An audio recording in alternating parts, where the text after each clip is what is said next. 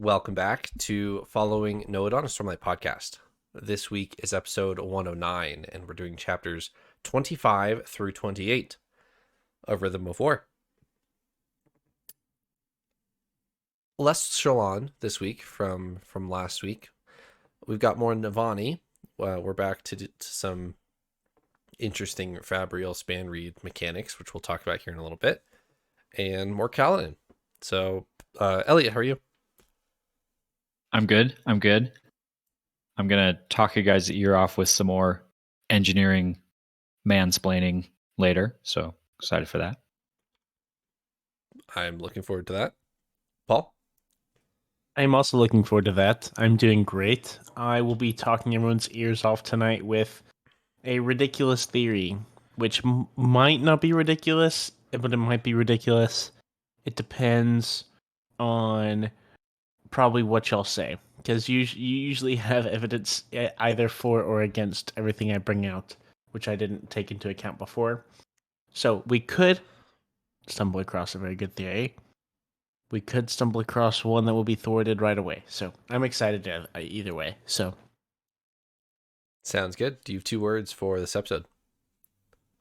I do. My 2 words are caution and sphere. Sphere caution. Elliot? Salvation and triangulation. I knew that was going to be one of your words. All right, let's use these 4 words and talk about it. Rhythm of War.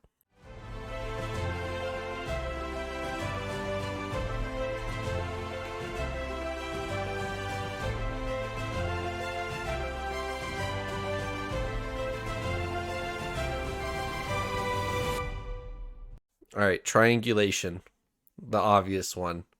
I don't know if I ever could have guessed one of your 2 words, but I could have that time. Go ahead, Elliot. I did pick triangulation because of 2 things, actually. I can tie this to 2 things. The obvious one being when Navani is talking via span read to our mysterious person who doesn't like that she's capturing Spren. And they use a clever triangulation method to try and locate where this person is at. And that's what I want to try and engineering explain a little bit on later. But also, as I was thinking about that, I was realizing Shalon is actually doing a somewhat similar thing in her situation as well. She's using a sort of triangulation method to try and ferret out the spy that is traveling with her. She's fed 3 bits of information out to the potential spies to see which one bounces back to her. And that will help her locate the spy that she's after. So all of that is sort of triangulation. My second word is salvation. And I was just trying to go for a word that sounded like triangulation, but I was also trying to tie it to this person that Navani is talking to on the span read. Whoever this is, and I have maybe some theories now. I had some theories before, I have more theories now. Whoever this person is, I think they're trying to, it's fairly obvious, they're trying to save the Spren that Navani is capturing. But I'm talking too much on this now because we're going to get into it later. They're trying to save the emotion Spren that we thought before were just sort of like the animals of the Spren world. Maybe that's not true. I want to see what you guys think on it now, but yeah, I'm talking too much on it now. So Paul, over to you. Oh, me. My words. I'm going to start with caution. Caution mostly goes with our approach that Dalinar is needing to take regarding Taravangian. It's a weird. Everyone knows, but no one's really said a lot, I guess, regarding that conflict, at least to each other. It's somewhat of a weird scenario, and so they're trying to move forward, but also being cautious of Taravangian, who's kind of behind them or in their midst, you know. And so it's just really weird. And I had another really important reason as well. Oh, yes. With our span read at the end, our our crew, Yasna and crew, or is it Yasna Navani. who's talking, or is it Navani? I'm so sorry. In my head it was Yasna the whole time, but that makes a lot of sense that it's Navani as well. They're trying to track whoever's on the other end of the span reed, and it's an unknown rider, and so they're definitely approaching with a lot of caution and trying to figure things out. So my other word, sphere. I'll talk more about that later. Okay. Sounds good. Chapter 25. Kaladin and Teft are on a mission. What mission are they on? They are trying to find the uncle of this girl who kind of wandered into Kaladin's clinic, right? Right. And we find out, at least I found out as we were going through this, that the guy they're looking for, we saw him before. He showed up in Hearthstone back before Kaladin even did. Chapter 1. Yeah, chapter 1 of this book. Lirin is like accepting refugees into town, and they're kind of checking them in, like seeing what their wounds are. And I remembered it because the guy's missing an arm, and Lirin remembers this, but then he remembered in that first chapter says, "Well, I can't really do anything for that. You don't need any help there," but could clearly tell he wasn't right in the head, and so sent him off to the Ardents to be put on suicide watch, basically. Yep. And here we find him again, basically in the same scenario. He doesn't appear to need any medical assistance, but clearly needs some psychological assistance because he's still in that state. I did not put together that this was someone from our first chapter. Also, when you said chapter 1, I thought like chapter 1 of The Way of Kings, and I was like, no way. What the heck? Why is this person this important? But I have to say, this is one of my this might be my favorite chapter of this episode. I thought it was. We've rarely seen. I feel like in this chapter, Kaladin had taken some notes of the loyalness but also annoyingness of Adolin whenever Kaladin was kind of kicked out of the army, and Adolin was like, I don't really care what you want right now. Like, we're going to be together and we're going to go do this kind of thing. And that's not always the best way to approach things, but a bit of that was encompassed by Kaladin in his approach with this gentleman, and he really like kind of makes a step towards helping this man, everything, which was honestly like really touching to me. Like I really enjoyed this chapter, and it was dark. It was a difficult one, but it was really cool to see Kaladin step up in that way of support, because that's not a way that I would ever expect him to really do a lot. We've seen him with Bridge 4, like that's kind of his like element, is caring for those guys, and I feel like this is kind of a I don't know, maybe a bigger version of that within one person. So Yeah, I completely agree. I think this was the first chapter that we've seen Kaladin actually make some good headway towards his Windrunner oaths for the first time since he put down the sword. I will protect those who cannot protect themselves. This man's on suicide watch. He needs protection. He can't protect himself. And Kaladin is finding ways to help him. I do think this is right in line with his Windrunner oaths, finally, of some, like, being a surgeon's all well and good, but I don't, Elliot, you kind of mentioned this before, that's not really protecting as opposed to like caretaking. Like, it's an interesting like nuance of definition there. But I do think actively attacking mental health and looking for solutions there would go under protecting those who can't protect themselves, is how I interpreted it. So I do think that this chapter is some good headway, and he, by the end of the chapter, he's saying, hey, I can I can do something here. I'm going to come back for the rest of these guys in here. You're going to surrender this guy to me. And obviously I mean, the Ardents are doing the best they can, but there needs to be different treatment for different mental illnesses. So.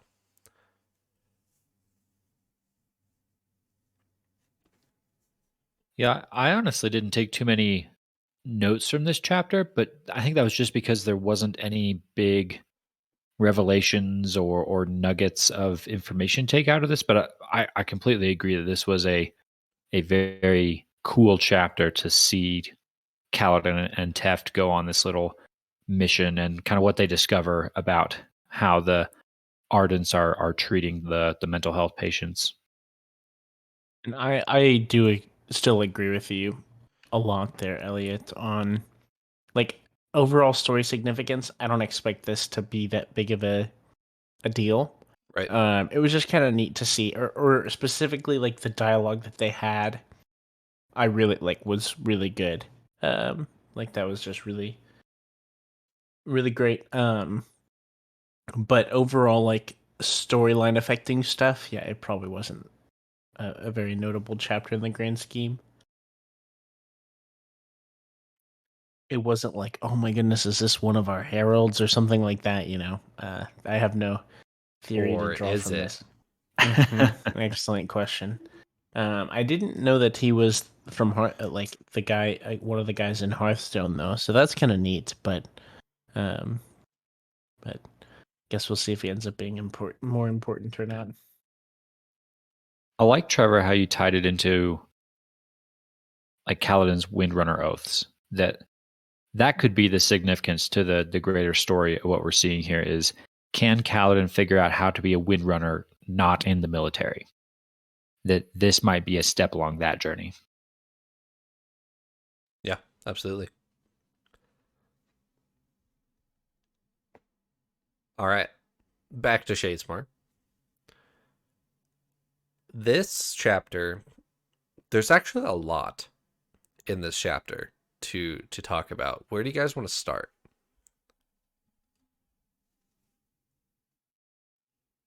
I think we can probably start with the cube.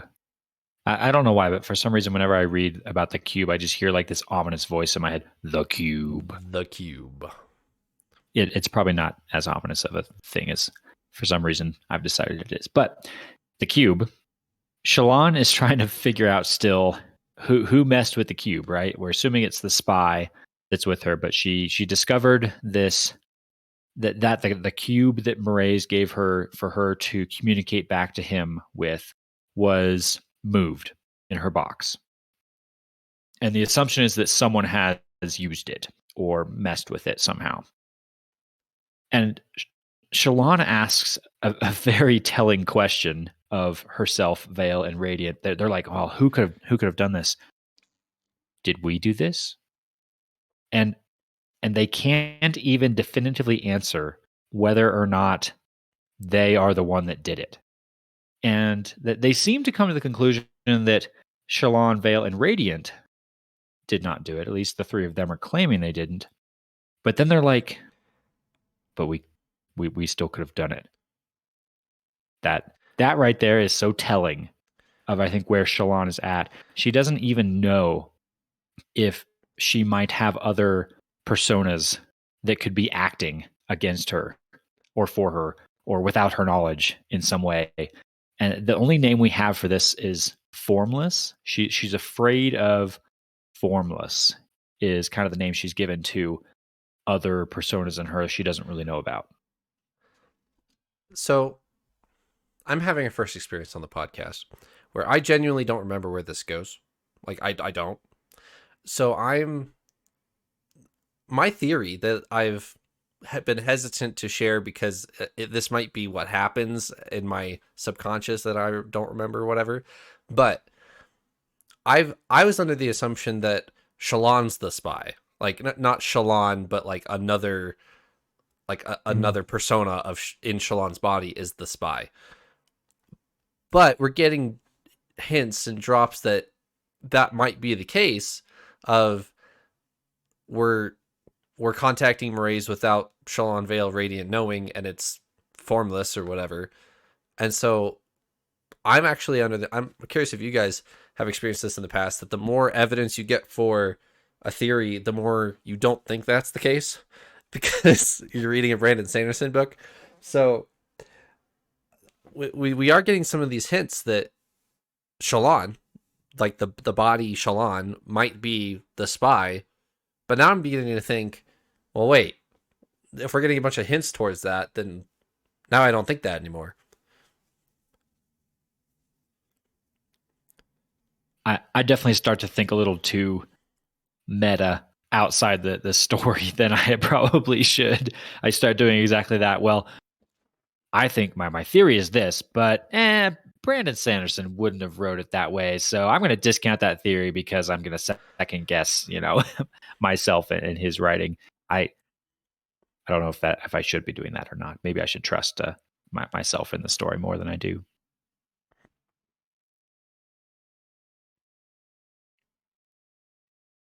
When it comes to figuring out who the spy is, whether it's a persona of Shallan or not, she does actually take a fairly creative, it's Vale really, comes up with a fairly good idea for how to figure out who the spy is, though. And I like this quite a lot. It was pretty clever. She has her 3 light weavers who she's brought with her. She has Vatha, she has Ishna, and she has Beryl, right? Yep. And she's suspecting that one of those 3 is a spy. So she comes up with a way to test them. It's actually quite ingenious. She feeds similar information to each one of them, but changes it slightly each time. And this is smart because if one of them reports it back to Mraize, and then if Mraize mentions it to Shallan, then Shallan will know which one of the 3 it was. Now, of course, that may not happen that way, but it's at least a good shot. It's a good idea. Yeah. And so I think she pulls it off fairly well of kind of dropping this tidbit. And the bit of information she gives them is she mentions corrupted Spren, Ja'anat's influence on the Spren, but she mentions a different type of Spren to each one. So similar information she knows is going to be of interest to the Ghost Bloods, but she changes it each time. So she's triangulating a little bit. Yeah.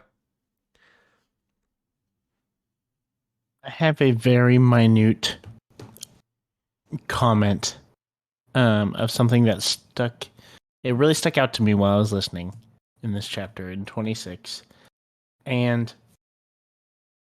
I might share this and you're like, okay, cool, and then move on. Or you might it has potential to rabbit trail. It reminded me because she's talking about these corrupted Spren, and a little bit of I don't remember exactly, but she's talking about watch out for a corrupted Spren or something that could be a telltale sign of trying to find the spy or whatnot. But they're on this ship, right? And they're in the middle of Shadesmar's Oceans or whatever, which is kind of apparently in the mountains on Roshar. Not Shadesmar, on Roshar. And it makes a one-line comment that they see a Shamespren on Roshar in the mountains. And she's just like, that's weird. There's no one in these mountains. And that made me think, who is in these mountains? Because surely this isn't just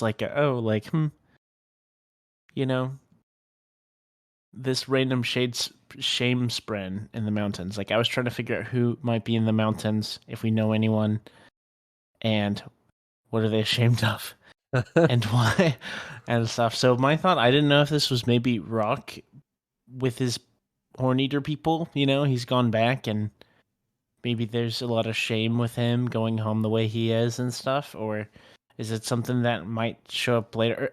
My thought was, I thought I found a little rereader tidbit of we know someone who's in the mountains, or you know someone who's in the mountains if you've read this, but you haven't, and then you read this again and you're like, this random Shamespren that's not supposed to be here, that makes sense now. And I just wanted to share that because I just thought way too much about it for no real reason. That's a really creative explanation for something I did not think anything about. That seemed like the simple explanation for that shame spren was just that who Shalon is talking to in the moment. I don't remember who it is. I think Ishna maybe. That she was feeling shame, and that it was like, oh wow, she must really be feeling shameful if there's a shame spren showing up here in the middle of nowhere.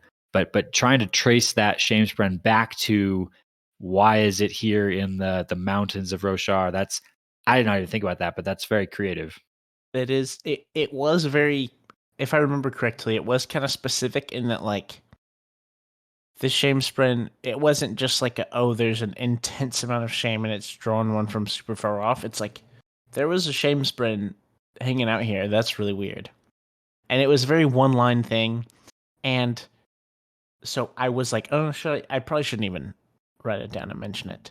But I wrote it down because I was like, if there's anything that I've learned about Brandon Sanderson's writing, is there will be a tiny, tiny little one of comment that ends up being something big or something bigger, you know? And I don't think this is going to be anything astounding or anything at all. Like, I don't think it's going to be anything big, but I wanted to bring it up because I thought it was kind of neat. And I'm in the silly, goofy mood of crazy theories or rabbit trails, which I'll get us off this one because it's not important.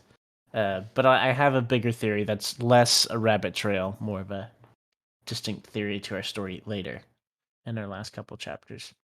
With my fuzzy memory of Rhythm of War, granted, I can't confirm or deny that that's a rereader Easter egg, but you did start spinning something in my head that you guys haven't read yet. But I'm not even sure if I'm remembering it correctly, so I don't know if that what that's gonna mean. So yeah, I'll go just talk about it in our Rhythm of War Discord channel with all the other experts out there. I will go talk about it without you two and figure out if you're onto something. If so, then I'm really proud of myself.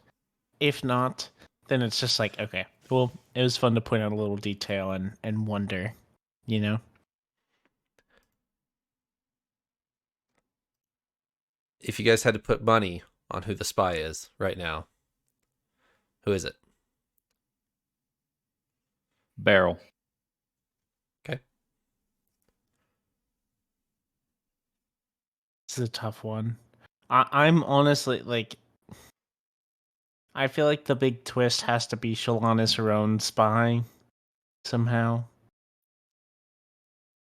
I just feel like that has to be it. So if I really had to, like, pick something, I would say that.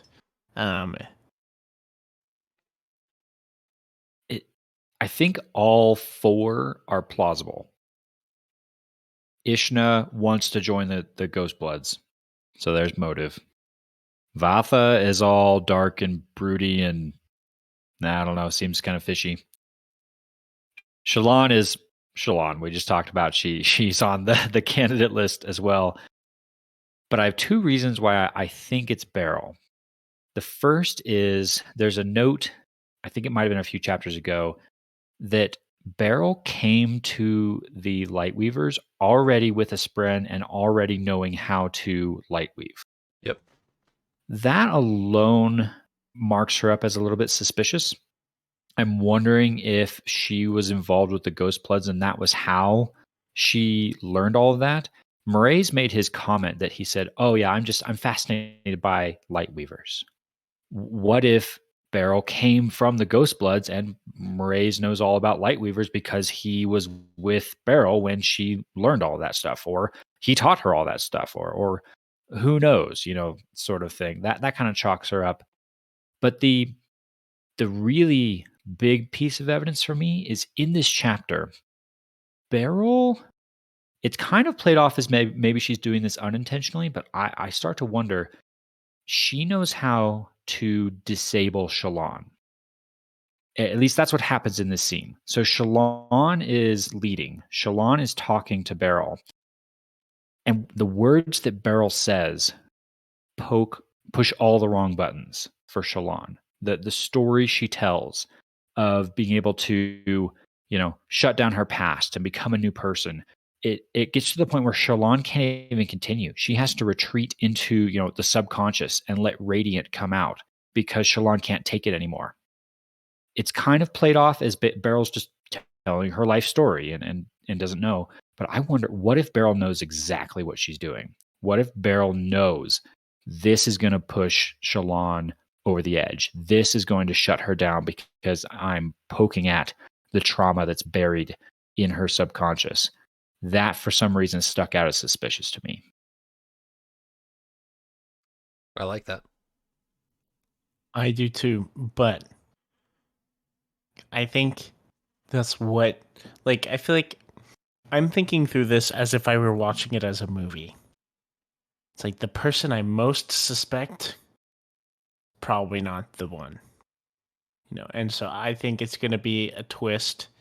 And so I It's think it'll Adolin. be... Yeah. No. It's wow. Maya. Okay. Oh my gosh. Adolin revives Maya, or Maya's just been faking it the whole time. That's why she saves Adolin, and all the Spren are like, "That's not a Deadeye. Your Deadeye can't do that." She's just been faking it the whole time. Yeah, there we go. Maya has light weaved a Deadeye skin over herself. I was gonna say that Adolin has light weaved a Deadeye skin over Maya. Okay. So there we go. Wow, that'd be. I kind of want that to happen. I can't lie.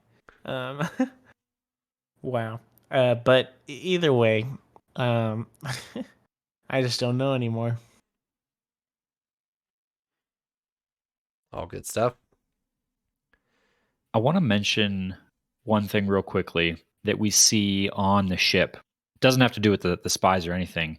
It actually has to do with the Spren themselves and actually their occupation. So that they've hitched a ride on this barge, a merchant vessel. The question might come up, well, what is this merchant vessel shipping? And it turns out that we get to see them create their cargo as they go. They've apparently left their port, their home port, without any cargo. And as they go, they're taking the beads, the souls of things from the real world, and they're manifesting them in Shadesmar. And those manifestations of the real objects in the physical realm, those are what they're going to sell at their destination, which is really interesting. It kind of tells you about the economy, I guess, that's going on here. Yeah. I found it interesting. And a little bit confusing, actually, because they're using Stormlight to do this. So it costs them Stormlight, which we know is a really valuable resource in Shadesmar. So they're expending this resource to do this. And the manifestation, for the example we get is a table. We watch the Spren manifest a table in Shadesmar, and they're going to go sell it at the city they get to. That manifestation doesn't last forever. Yeah. It's eventually going to go away. So they're going to go to whatever city they're going to, find a wealthy nobleman Spren, sell him this table that's eventually going to poof into thin air on him. And I don't know. Maybe that's a good business to be in, because he's going to want another table in 6 months. But I was going to say, as a consumer there, as the other Spren, I feel like it'd be very, very hard to trust anything you buy. Yeah. Or maybe you just think that's normal. Maybe you think things just have a lifespan of 6 months. My TV's about to expire. Gotta go look for a new one. Yeah, day in the life of a Spren. Where do we leave Shallan? She's all shaken up, and Radiant has been forced in control. So that's where we leave her at the end of the chapter there. Just wanted to highlight that going forward. Shallan's been having a rough time of it lately. And Radiant's kind of stuck doing a lot of the jobs she's not really comfortable with. Yeah. They're in the spot where they need the wordsmith Shalon or the spy Vale, and they're kind of stuck with the very straightforward soldier Radiant, who's not necessarily very good at being subtle. Yeah. All right. We get our first Navani point of view for part 2 here. She wishes goodbye to her family, to Dalinar and little Gav and Yasna, and they all jump through the Oath Gate. There's some awkward goodbyes. There's some tender goodbyes. What you guys think of this scene? Our Knights Radiant have left the tower. It makes me worried that they might get into trouble because we know that the Fused, their hopes are to get rid of Dalinar and Yasna. Yep. So hopefully this isn't a goodbye forever. On a scale of 1 to 10, how thick is Navani's plot armor? Oh, Navani's plot armor? Navani's plot armor. Oh, she could. We have to at least see her give. What's the Fused plan? Invade the tower and take control of the power source, the pillar room. Yeah. So what's happening across Roshar is a diversion. They're coming for the tower. Yes, that one. Navani's plot armor. She, as far as I know, she still has to write or give her like big presentation on Spren to whatever that we've been seeing all these excerpts about. We haven't even talked about the epigraphs yet. Oh my goodness. We haven't. Oh my gosh. I totally forgot to prepare for that. That's true. Sorry, keep going. But I'm assuming that will have to happen before she gets dead. But other than that, if that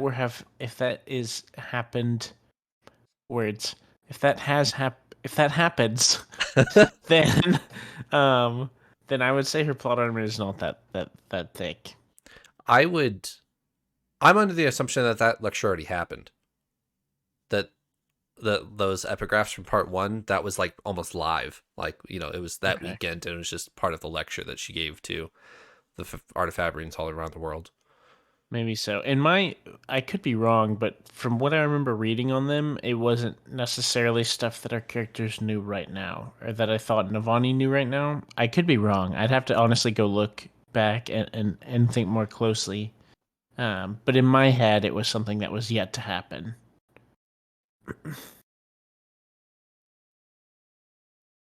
Navani's plot armor. I did not have her on my list of characters I was worried about. But now that you mention this, and she is one of our key characters being left in the tower that we know is about to get attacked. So, yeah, I don't know. She might be in some danger here for sure. I think, again, putting my meta hat on, thinking, outside the big picture here, I feel like the whole Fabrial thing is still going somewhere. I think that I feel like we're building to something. They're making all these discoveries about how to manipulate Fabrials and Spren and Stormlight. I feel like all of that is going to build to something greater. They're going to unlock some abilities that are even more awesome than what we've seen already. And Navani is going to be really key in that. So to lose her would really hamstring that momentum. But maybe that could be intentional. I was going to say, isn't that the point? Isn't that why they're coming for Yurthirus, to hamper the technology swing? And that is Navani's the head of that. That is what the singers would want to do. I don't think it's what Brandon Sanderson would want to do. Right. Is what I'm getting at. So I think her plot armor is thick enough. Okay. Sorry, I'm distracted with epigraphs in my head, but we need to finish these 2 chapters, and then we'll talk about epigraphs, because there's some stuff to talk about. Navani and her Ardents, after they say goodbye to everybody, one of her Ardents comes over and they're like, hey, we got a Stone War to open one of the locked rooms that we haven't been able to get into. And they walk in there, and there's a 15-foot floor-to-ceiling replica of the tower. And each floor, each window, is less than an inch high. If this gives you some scale in your head of how tall your theater is, floor to ceiling, 15 feet tall, and each floor of the tower is less than an inch tall. That's pretty big. That's a huge tower. Like, I don't know if I properly had a scale in my head for Urithiru until I read this chapter. And I'm like, wait a minute. That's so tall. What do you guys think of this replica? Super cool. I feel like I would spend hours just like studying this thing and looking over the various parts of it. It makes me wonder what its purpose is. They even talk about it in this chapter a little bit. They're starting to wonder, similar to, I think, a theory I was spinning before on, I'm wondering if the tower had more abilities than we even think. If I was theorizing before that perhaps when the tower is fully powered on, that it can reconfigure itself, that it can, create passages and rooms where there weren't even any rooms before, and it can adapt, however it sees fit. And so the reason why you have dead ends and rooms that you can't get to are because the tower was kind of in the middle of all of that when it froze. Mm-hmm. They talk about that a little bit. They seem to have found a door that wasn't a door. And there's a gemstone there that seems like it might be powering it. So maybe it's like a room that only stone wards are supposed to get into, or only certain people can get into. Or it's just, a special door that the tower can open for you. I'm also wondering if maybe this room is like some sort of control room for the tower. Maybe that the pillar fabrial thing is kind of the power source. But maybe this is like hey, if you want to configure some rooms the way you want to, you go to this room and you somehow use this little model replica to cause that, perhaps. Or maybe not. Who knows? But that was kind of what I was thinking. So this is what I thought. I remember this. Well, the first time I read this. Do you remember Shallan at the beginning of Oathbringer? She was trying to sketch the tower, and she can't. Oh, yeah. And she's thinking to herself, is there some sort of like mental block here? Like deliberate, like I can't influence the tower in my head. I can't like comprehend this. What if the replica, if you're in the replica room, you have the power to comprehend the whole tower, and that's the sorry. That's the purpose like of the room. Yeah. And so you can think about the tower as a unit. And because we know the cognitive realm is weird. And if you where my Are you saying this is where my mind is this... like lashings, right? If you lash one object to the sky, it'll take the whole object. Like you don't have to do like the individual pieces of the table. You can just pick up the table. It's one table. It's one spren, and you lash it. And that's how the cognitive realm works. What if this replica tower room is so you can think of the tower as one unit, and then use your Knight's Radiant powers from there? Are you guys? I'm doing a poor job. That at makes this. sense. That makes sense. This last explanation, I think. It's a visual guide. It's like the abbreviation, the in summary almost of the tower. Not exactly, but it's just so you can like actually see it right there in a more manageable size than the enormousness of the like actual tower. So you could, I guess, lash it, or I don't know. You can do X radiant power to the tower. Yeah. Pulling on the cognitive realm string a little bit further, even, I'm thinking back to our interlude with the Ardents who are studying the Flamespren. Yep. And how they discover that when you observe something about the Flamespren that impacts, that has an effect on the Flamespren itself.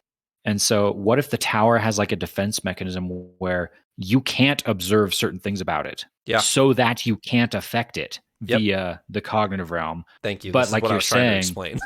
that this room, this replica, this model allows you to do that, to be able to, it allows you to perceive the whole thing so that you can affect it with those types of powers. Which is why it would be locked, is what Exactly. I'm trying to get to. So this gives you cognitive realm powers over the tower. Yeah. This room. That's where my mind went when I read this for the first time. I like it.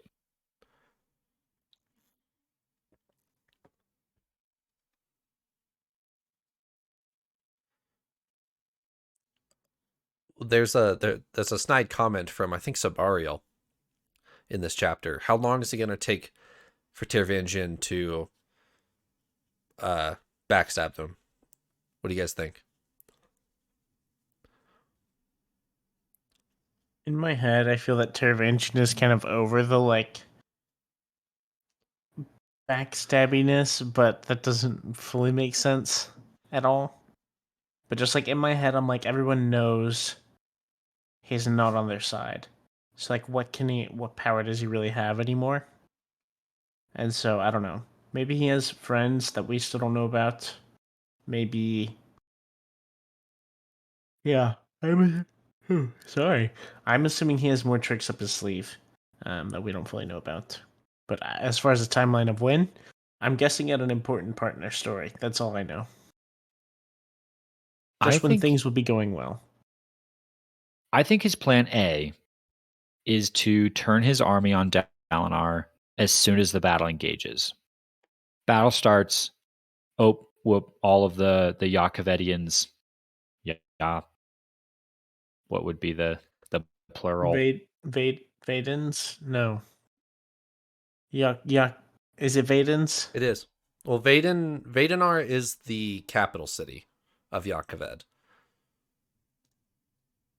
All of Teravangian's army, I'll refer to him that way. As soon as the battle starts, oh look, Teravangian's army turns, they're fighting for the other people.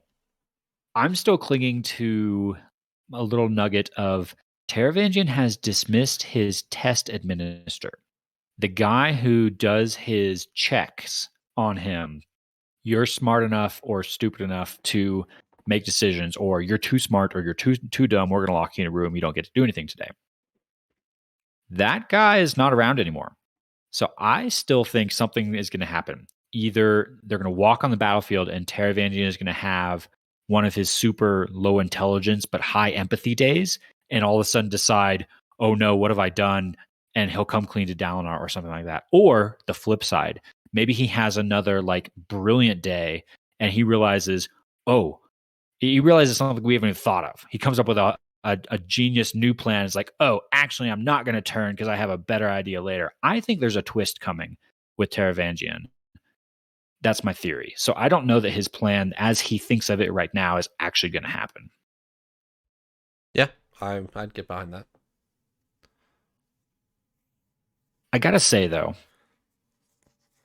this is a little bit going in a different direction. You mentioned before the goodbye with Yasna and Devani and everybody.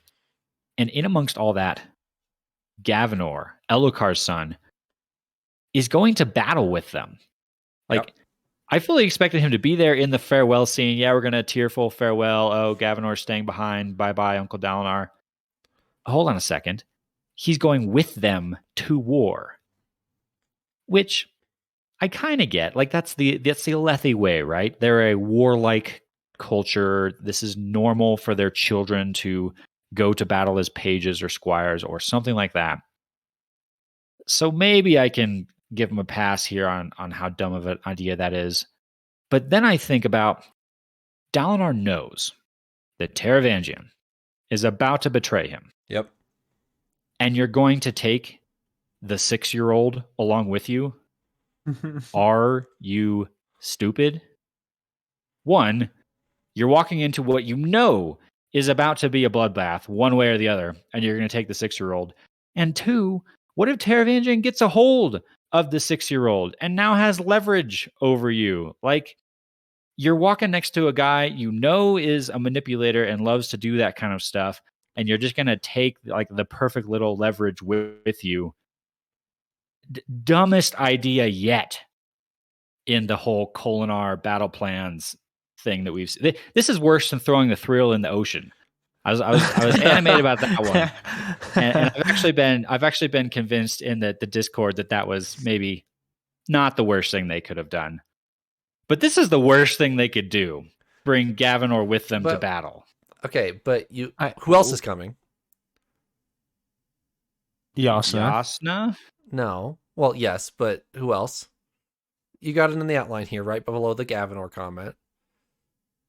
Oh yeah, Zeth is the bodyguard 101, right? You've got the best soldier in the entire world coming along with you. Can't you just say, "Hey, Zeth, look after Gav. It's gonna be the safest place he could ever be." Yeah, okay, I was. Side note, what I wanted to bring up, Elliot, this is not me disagreeing. This is me saying I agree with you, but let's look at this from a different perspective. Okay, we just talked about how much plot armor does Navani have, and how dangerous maybe your Thiru or the tower here might be in the coming days, which I never really thought about too much. But what if him going actually saves his life? Oh, I definitely don't disagree with that. In fact, I might fully agree with you that going with them might just be safer. We know that the invasion is coming, right, for Urithiru, but they don't. They don't know that's coming. To them, Urithiru is the fortress. Leave the child in the fortress, not on the front battle lines where you know you're about to get betrayed. The Zeth argument, that's an interesting part. Yeah, you could assign Zeth to defend him, but Zeth's got to defend Dalinar. I don't know. I'm still a little bothered. I want to talk about Zeth for a second because I'm really glad he's here. I was kind of nervous that he would just kind of be in jail for a long time. For the book? Yeah, like he's just like, oh, we finally have him in our company, and he's just in jail the whole time. And so I was kind of afraid of that happening. And it hasn't. He's out here and he's got purpose, he's in disguise. He's like kind of hidden amongst the ranks of Taravangian's army, is that right? Which is really that's quite a big impressive step. I cannot just pause on that real quick. I cannot imagine how they pulled this off on the short of a light weaving, because Zeth is a lot of things. Subtle is not one of them, right? He's the assassin in white. He's got Nightblood, who talks to everybody who walks past him and says, "You want to destroy some evil today? Oh, by the way, that's you." This is not the stealth mission that for Zeth. At no point in his entire career has he been stealth. Plus, isn't there the whole nausea thing when you walk close to Nightblood? Like, yes, anybody walking within 10 feet of him is gonna be like, oh, what the? I didn't even think about that. I will say though, one thing that makes Zeth so cool is that Dalinar. So he's pledged himself to Dalinar, right? Right. Dalinar was like, "All right, listen, okay, I need you to protect me, and the most effective way is for you to go incognito, undercover, in Taravangian's army." And Zeth is like, "All right, cool," and he's like doing it, and he couldn't do it without a light weaving. Multiple actually light weaving himself, and then a clone almost of actual Zeth in his cell still to make it look like so if anyone's keeping tabs on him, they're like, oh, Zeth is still captive, which is pretty intense. But Zeth is the coolest. I cannot wait to see how this plays out. Wherever Zeth goes, epic things happen. That I've noticed. That is very true. For good or ill.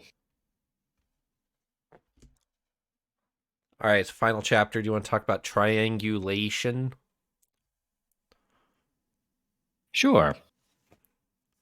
So this scene was pretty fun.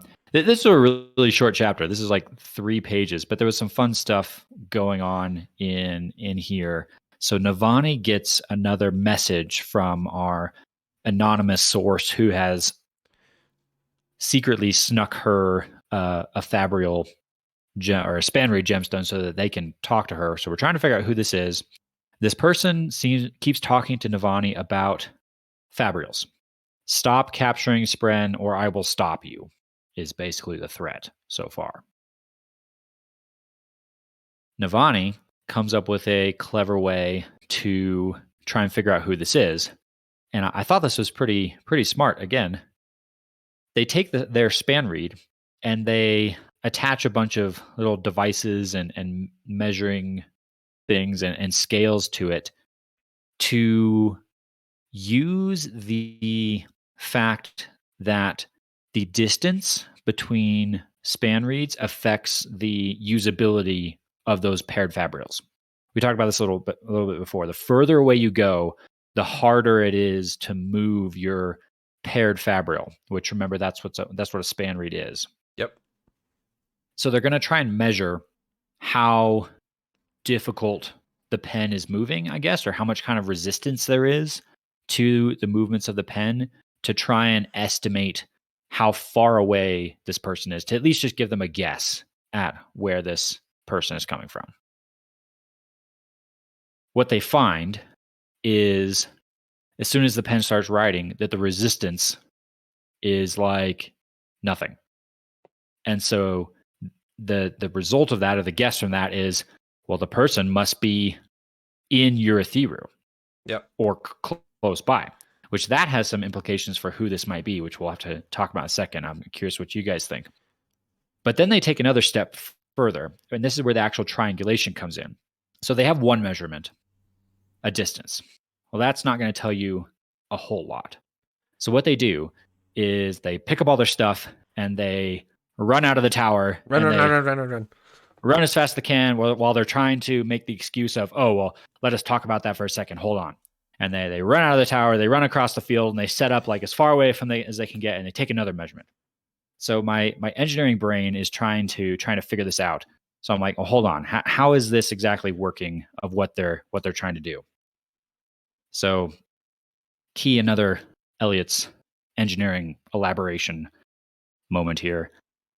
I don't have a fancy Microsoft Paint drawing for you guys today, but I do have a whiteboard. And apologies to those of you who are just listening to us. You'll have to check out our YouTube if you want to see a version of this drawing. So I'll try and describe it as I'm going. But basically what they've done is they're going to try and use their 2 measurements to locate this person. And if they can get a distance from the measurement that they're getting, that they can do this kind of this way. The first time they get a measurement, they're at one location. They're up here. The span read talks to them. They get a distance. So let's for argument's sake say that it's fairly specific. Let's say it's like a mile. They know it's within a mile. They can draw a radius of a mile around where they're at. They know that the person is on that circle. But that's quite a bit of places. That could be in any direction. That could be any number of different places. It's a sphere as well. So it's true. Very, very true. So what they do is they run. They start running out of the tower as far away as they can get. They get over to here, and they get another measurement, so they draw another circle. Something like that. Apologies for my absolutely terrible circles that are not circles, but you get the idea. Now, what you know is the person has to be on both of these circles. Well, there's 2 places where those circles intersect. So this is where kind of the triangulation comes in, is you can start to narrow down fairly quickly where your person would be. Now, if you wanted to perfectly triangulate this, you'd need another measurement. So you could run again and get to another place, hence the triangulation, the 3 different points. Now, if you measure again, your circle is going to have to intersect one of those places. now you've narrowed it down. That's where the person is. So again, apologies to guys who are just listening to this and that made absolutely no sense to you. Here's my crazy sketch that probably also doesn't make any Beautiful drawing. sense. Thank you. Yeah, there's my Shalon art skills right there. But that's how I was thinking about in my head, basically what they're trying to do here with the triangulation, and I thought it was pretty cool. I think this has been my favorite engineering talk so far because it actually, watching that, made a lot of sense and something I didn't entirely get from my read through, my listen through. But that makes a lot of sense. Like, yeah, that makes perfect sense. It's actually really cool. Now, I think what's actually happening here is their measurements probably aren't actually that accurate. They're not getting, oh, that's 176 meters away from where we are standing right now. So what I just described probably isn't quite possible from what they're getting, but they're getting a general idea. They're getting it's ish this distance. It's about this distance. They can at least narrow it down to this person is here. This person is in Urithiru, which Right. that's big. That is big. What does it mean? So one of my previous theories was that perhaps this was Renarin that was doing this. The theory they get to, the conclusion they get to in this scene is that they think it's a Spren. And I think that makes a lot of sense. I think I'm willing to ditch the Renarin theory just because I think Renarin is capable of this. And he's also likely in the tower. So that could be evidence that maybe this is Renarin. But the words that are being said don't seem like Renarin. This doesn't seem like something Renarin would be. If Renarin had a problem with what Navani was doing, he'd probably just walk over to her and talk about it. So I'm willing to jump on the Spren train. So now I'm trying to check down my list of, well, what types of Sprens or what Sprens are out there that might be doing this. I think Unmade is one possibility. I think they think about this perhaps as well. They do, yep. I think where I might actually put my vote right now, I wonder if this might be the sibling. Okay. The sibling is the generic name we've been given for the very powerful Spren that I think ran the tower. It powered the Urithiru tower. Yeah, in lore, it is the Spren of the tower. Like the tower, like you think of like a table has a Spren. The tower has a Spren, and historically that was called the sibling, is the Spren you're referring to. And we've been told that the sibling is dead, hence why there's no Spren there powering the tower.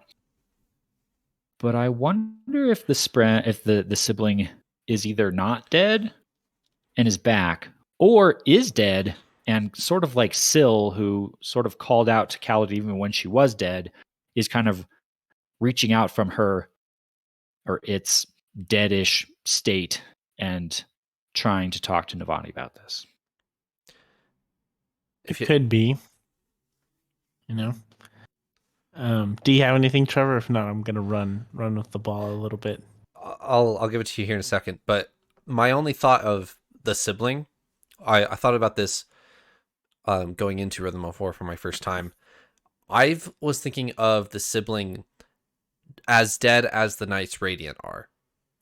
So the Knights Radiant die, the tower, the Spren of the tower dies, the Knights Radiant return, the Spren of the tower returns, is how I thought of it. But what do you got, Paul?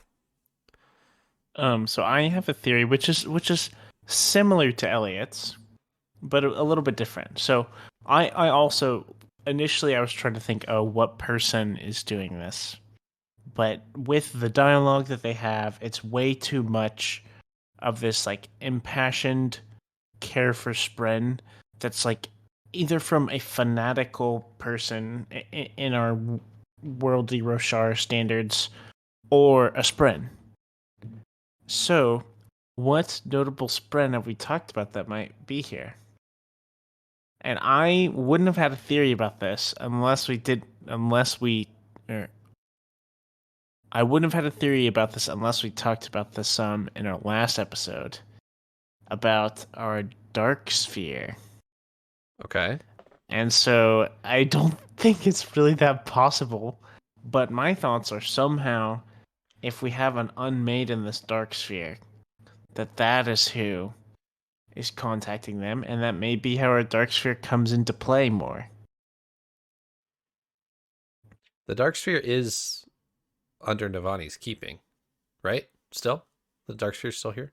It was with her like little jeweler friends, right? Yeah. She kind of gave it to them to study, to look more into, which I'm not 100% sold that it is an unmade, but it's kind of my biggest thought that either it has an unmade or it can capture an unmade. Um, and I don't know what kind of properties go into that, but something pretty powerful. And so, as far as like notable Spren here, I can't imagine it being that, or maybe Renarin's corrupted Spren. Is his Spren still corrupted Yes. now? Have we even seen Renarin besides Not in a while. the cellar? Like he pulls Kaladin out of the cellar in Yeah, no. Hearthstone with Moash, but we haven't seen him since, right? No, I don't think so. We also haven't seen Venli, which I really want to Yeah. see Venli, since it is her book and all. But we'll get there. I'm So I confused a didn't. little bit by the motive of this person trying to talk to Navani. I can understand it being a Spren. I can understand it being a Spren who's passionate about not hurting other Spren. But why reach out to Navani in this manner? If it's an unmade, why doesn't that unmade just come crashing into town and stop her? Right. Like, He's why the warning? Trapped in this sphere. But Maybe. it still doesn't make sense how he could operate a. What if they fight? I don't know. Well, okay, if you think about, I'm about to reinforce your theory here, Paul. How does span reads work? I was gonna say a gemstone, right? What if this? But what's in the what if gemstone? a spren? There you go. I Okay. was gonna say, what if these her assistants that she gave to this were like, let's test this out and put it on a span read. You know? So, right. So if it really is a Spren talking to Navani, the Spren doesn't even need the other side of the span read. The Spren just needs to talk to that Spren in the gemstone and say, hey, move like this. Like they can hijack, like Spren can, if a Spren has that power, they can just hijack the span read and pretend to have the other side, right? Yeah. Which could even explain the description of the hard to read script. Yep. When we first saw it, the writing was described as like really poor handwriting or even like almost impossible to read, which I was trying to take that and run with well, maybe it's a man that's writing who just barely knows how to write because usually it's a woman's job. But that would also be plausible it's a Spren who's not even writing. They're just influencing the Spren in the span read to try and make the movements to draw the letters. Right.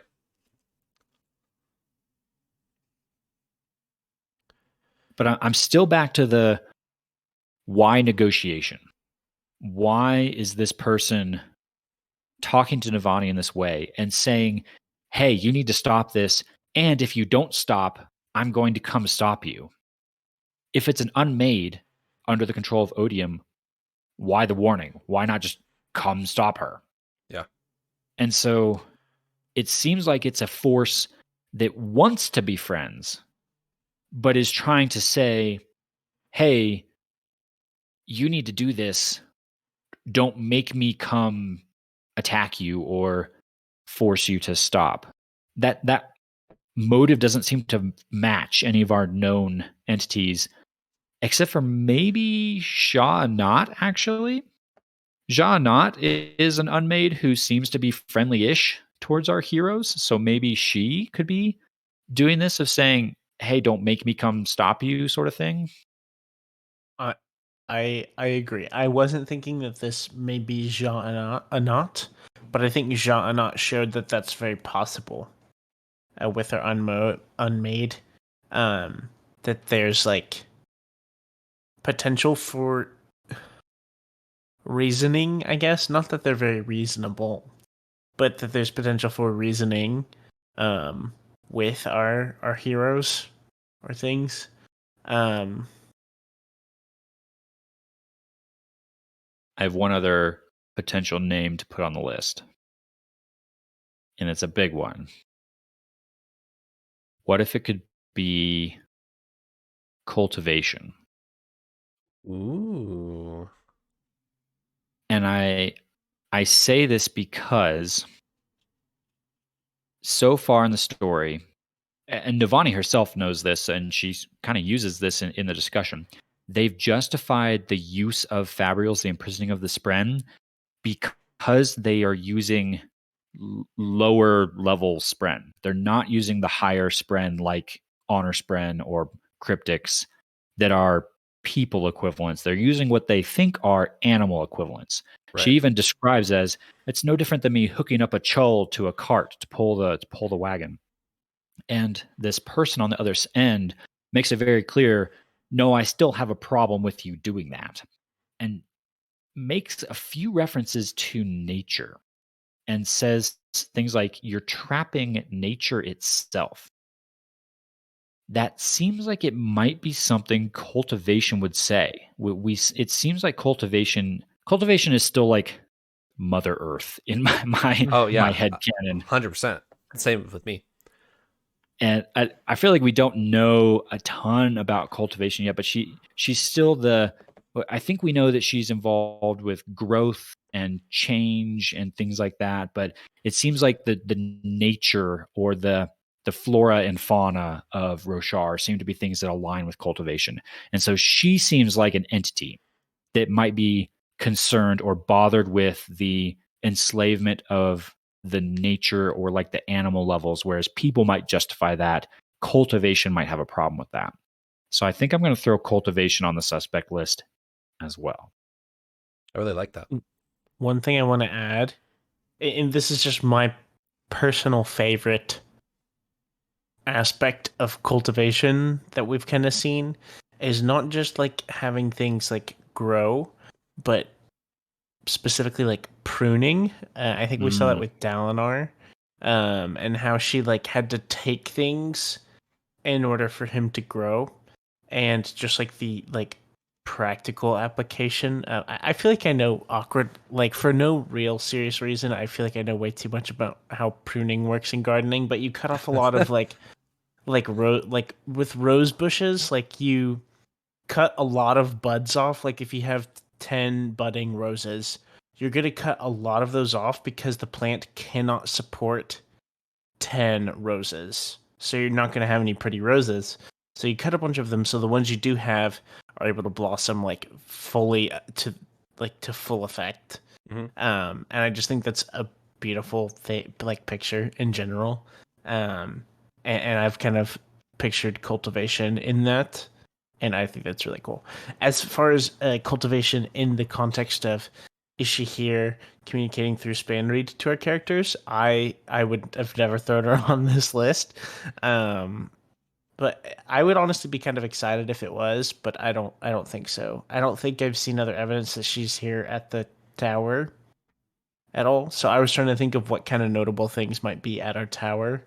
And I feel like she would have very different ways of communicating. In my head, a lot of my motivation for saying it was this dark sphere or whatever might be in it that we've theorized is that is no other way to communicate somehow. Like this was like kind of last ditch effort was like, I'm going to grab a hold of the span raid because there's no way for me to communicate with the outside world or something. I have no idea, no further backings on that. But you mentioned we talked about it a little bit last episode about it being an unmade, and then I was like, wait, this might be the sprint. I was trying to figure out whose sprint is there, like what the heck was going on. Still, I'm not certain, but I think that would be kind of fascinating if it were the case. Yeah, good stuff. Anything else before I talk about our epigraphs for 5 minutes? Floor is yours. Okay. Have you guys noticed the epigraphs up until chapter 28? I'm going to read them from 20 to 28, and we will discuss. Dear Wanderer, I did receive your latest communication. Please forgive my formality on my part, as we have not met in person. I feel new to this role, despite my years of holding it. You will admit to my relative youth, I think. I have been fascinated to discover how much you've accomplished on Scadrial without me noticing your presence. How is that you hide from shards so well? I have reached out to others as you requested, and you have received a variety of responses. And I have received a variety of responses. Much as you indicate, there's a division among other shards I would not have anticipated. Endowment, at least, responded to my overtures, though I have not been able to locate Invention again following our initial contact. Whimsy was not terribly useful, and Mercy worries me. I do think that Valor is reasonable, and suggest you approach her again. It has been too long, in her estimation, since your last conversation. The death of both Devotion and Dominion troubled me greatly, as I had not realized this immense power we held was something that could be broken in such a way. On my world, the power always gathered and sought a new vessel. That said, the most worrying thing I discovered in this was the wound upon the spiritual realm where ambition, mercy, and odium clashed, and ambition was destroyed. The effects on the planet's threnody have been disturbing. Other shards I cannot identify, and are hidden to me. I fear that their influence encroaches upon my world, yet I am locked into a strange inability because of the opposed powers I hold. All right, so what is this? I'm Seems to guessing be it's a shard. This is our Rhythm of War letter, right? We've had one in the Way of Kings. I read all of these in Cosmere 101 before before Rhythm of War, and here's our Rhythm of War letter. What did we just learn? we learned about Odium killing another shard. My assumption is that this is a letter like to Hoyd, like a response to Hoyd, right? Okay. Like he kind of mentioned. This is a letter from the shard holder, the shard vessel on Scadrial, to Hoyd, and he name drops 4 shards we've not seen before. 4. Okay. I heard Whimsy, which I thought was fun. Invention, Whimsy, Mercy, and Valor.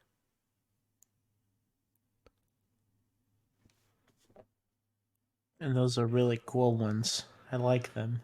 You guys, with everything you have read now, are missing only 3 shards.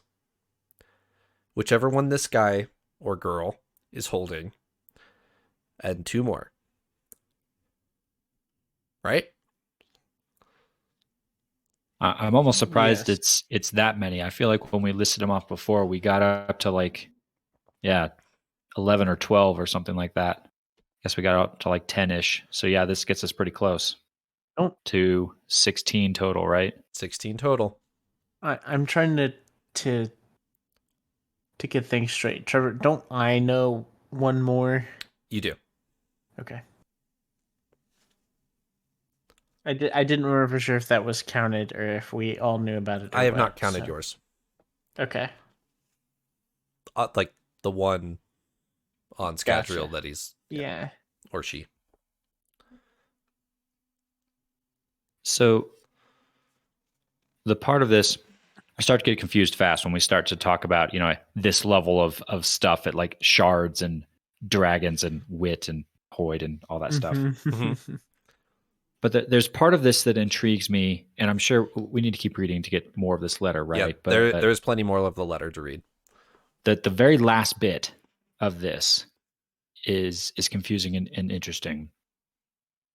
I fear that their influence encroaches upon my world, yet I am locked into a strange inability because of the opposed powers I hold. Maybe that would make more sense if I knew a little bit more about this shard, but that seems weird. Opposed powers within one shard. No idea what that means. I'm not going to answer for you. Um, this is a stretch and probably not applicable. But remember our I don't know if I can how much of this I can actually Yeah, say you need to be careful. because it was part of it's one of the like secret project Oh, things. We had a prominent theory. yeah. Okay, you can secret project spoiler, and then we can talk about it. Okay. To avoid spoilers for Secret Project 3, please skip to an hour, 17 minutes, and 18 seconds.